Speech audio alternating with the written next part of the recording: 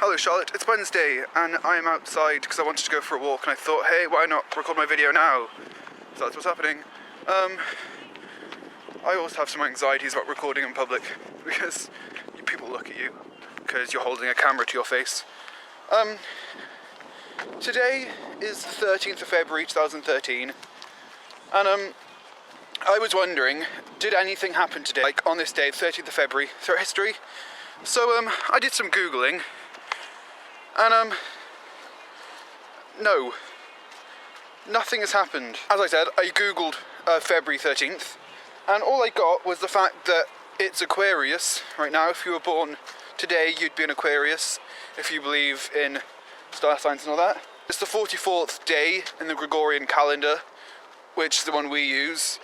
So we're 44 days into the new year. So in my desperate attempt to find things that happened on the 13th of February, I turned to Twitter, I checked, went onto my past tweets, scrolled all the way through them to get to February 13th, 2012, and it turns out I didn't tweet on February 13th, 2012. In fact, I've never tweeted on February the 13th. So that's disheartening for this video, because I need something to talk about. So then, in such desperation, I turned to Facebook, and I went through my whole Facebook feed, and I realised I'm a very boring person, until I got to February 13th, 2010, and on that day I posted twice on Facebook. The first post was, "I can resist anything except temptation." That's a quote from Oscar Wilde. And I thought, that's something I could talk about, because that kind of relates back to February 13th, because that's what I posted then. Oscar Wilde was a famous poet, writer, playwright, probably most famous for writing A Picture of Dorian Gray and The Importance of Being Earnest. The Importance of Being Earnest is probably one of my favourite titles of anything, and this is because of earnest. It's spelled in the title E-A-R-E-N-S-T, I think, but there's also a character in it called Ernest, spelled E-R, like Ernest. And that's really amusing to me, because I love plays on words, and that is just a brilliant one, I think. Wilde is not just one of my favourite writers, he is one of my favourite people.